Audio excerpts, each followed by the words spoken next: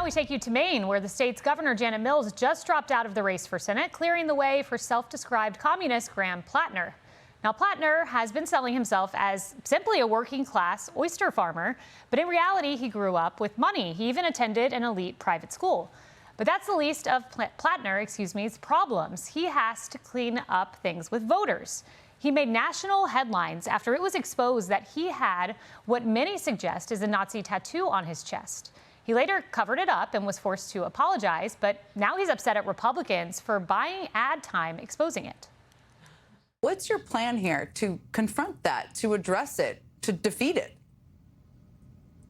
Well, there's no question that the Republican Party knows that Susan Collins is weaker than she's ever been. They know that this is the kind of politics that's going to win.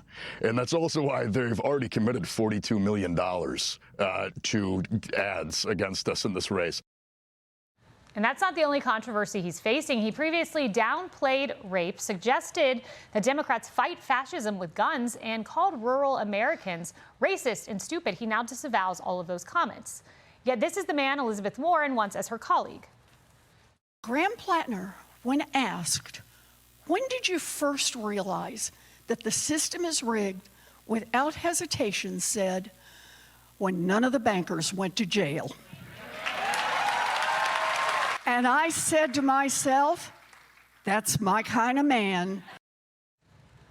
And Chris Van Hollen, who tried to slam Secretary of War Pete Hegseth's Christian tattoos, is now defending Platner.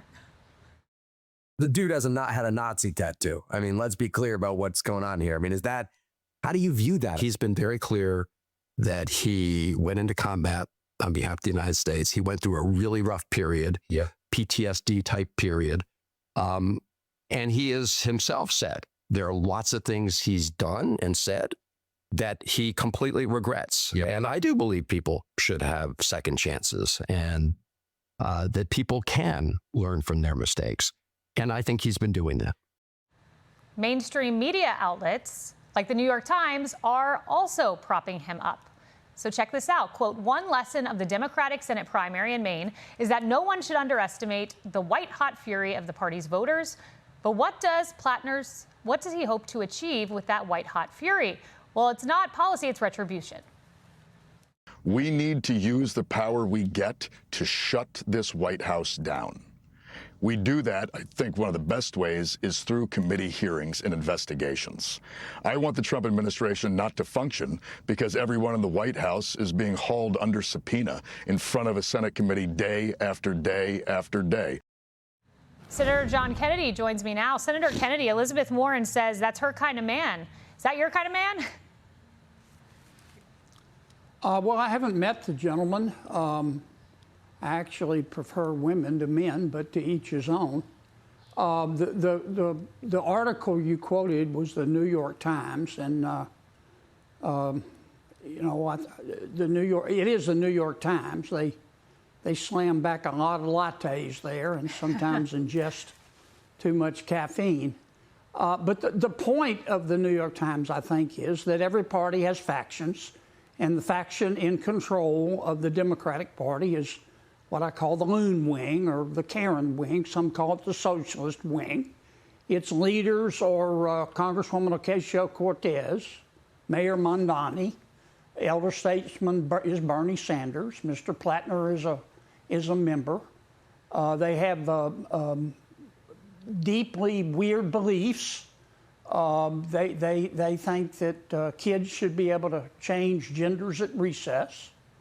A lot of the Looners hyperventilate on their yoga mats if you use the wrong pronoun. They think cops are a bigger problem than criminals. They believe in open borders, which is why they want to defund ICE. That's what we're fighting over right now in Washington, D.C. They're angry. A lot of the Looners, you know, they post in all caps. They're motivated. I guess I'd make two final points, Kaylee. Number one, I deal with, 100 members of the media in Washington every day. Most of them are young. Most of them have titanic self-regard. They're Looners. They're members of the Loon Wing. Some not overtly, but they support all this stuff. Number two, I want to make it very clear that these folks have the right to believe what they want to believe. This is America. Yeah. You can believe what you want. But I have the right to believe what I want, and I happen to think they're clowns, and most of them can't even juggle. But we'll see. The voters will have the final say, as they should. Yeah, they will. I want to ask you about the big breaking news that happened overnight. Spirit Airlines said this. It's with great disappointment that Spirit Airlines has started winding down its global operations effective immediately. All flights have been canceled, customer service no longer available. While we are not able to help rebook your flights on another airline, we will automatically process refunds. The statement goes on after that. 17,000 employees affected. That is a big deal. And I want to remind viewers why we are here. Let's play Pete Buttigieg.